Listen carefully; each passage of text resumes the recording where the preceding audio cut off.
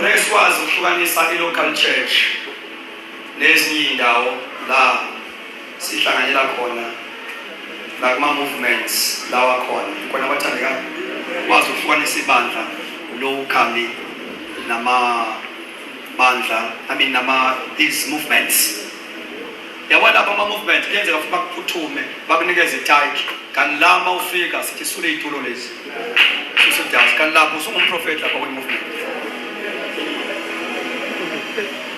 la kuthiwa mane emnyango lapho uwashayisha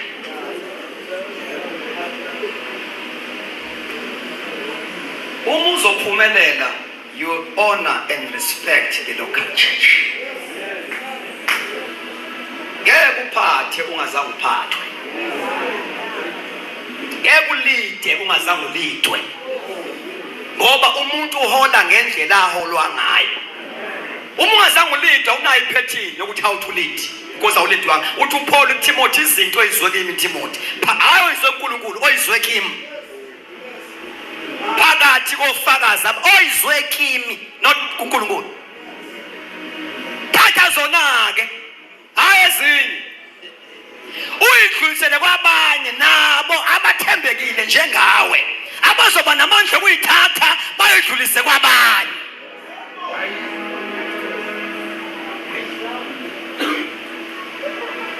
ungaze uyongena kwi-ministry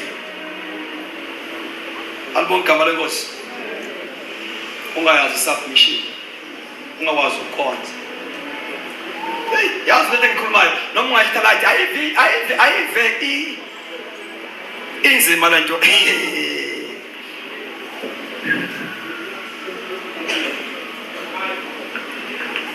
iministry ayimo ngokwazi ukushumayela futhi iministry ayingo garanti ukuthi ubiziwe ungabizwa genuinely ube nayo iministry na umsebenzi awukwazi ukuwakha ngokuthi ubiziwe umsebenzi awukwazi ukuwakha ngokuthi une ministry you have got a ministry, you have got a gift. It will demand more than that.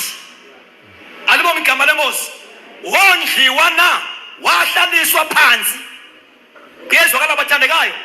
Ngoba kunezinto ezohamba zisho you know kunabantu abagood like pulpit but they are failing to socialize with people. Engathi ungamgcinela ipulpit angasuki ngoba muhle mayela. Akakwazi ukuphila nabantu ngoba azange ahlale nabantu. Angafundisa ukuhlala nabantu. Local church iBible school enkulu ewadlula lonke.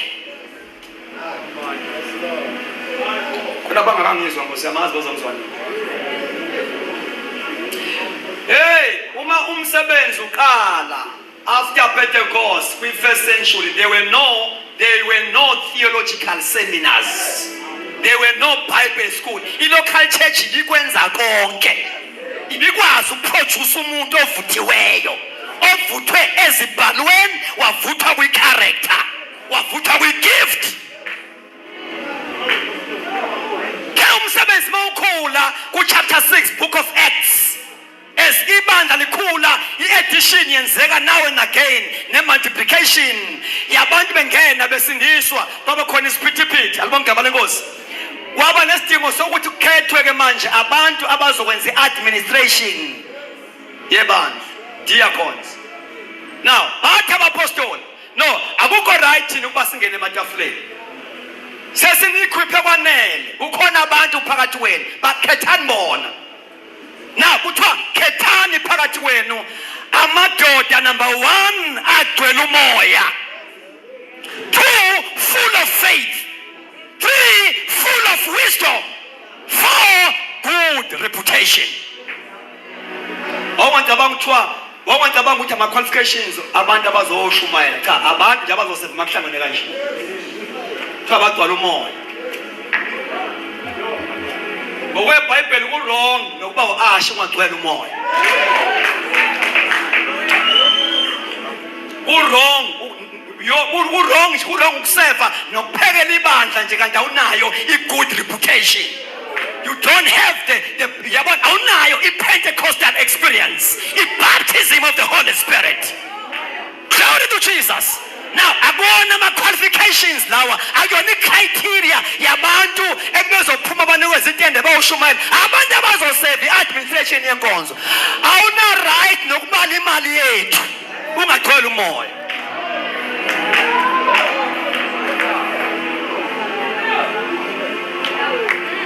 Sanibonani esontweni. Sanibonani esontweni. That's how serious ibandla lokuqala was. Belingafani nathi nasebenza ngamavolontiya. Abavolontiya bebandleni kaJesu. Thina sisebenza ngabantu ngoba bekhona be-available. Ebandleni kaJesu awunikezwa umsebenzi ngoba u-available. Unikezwa leyo nto ubuyenze ngoba uyiqotshelwe. Hayi ngoba u-available. Ungaba available ungabi fit for service.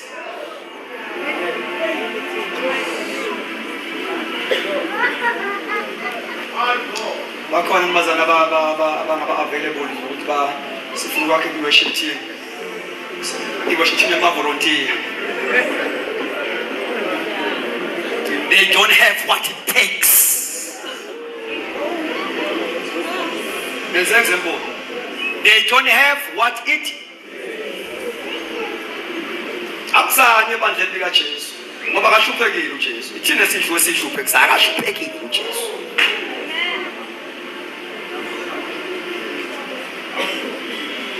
Once abantu abanga-equipwa siyabaphuthumisa sibajambise ongena ekusebenzeni bangazange ba-equip.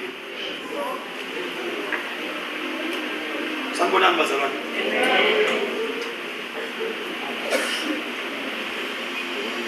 It's high time.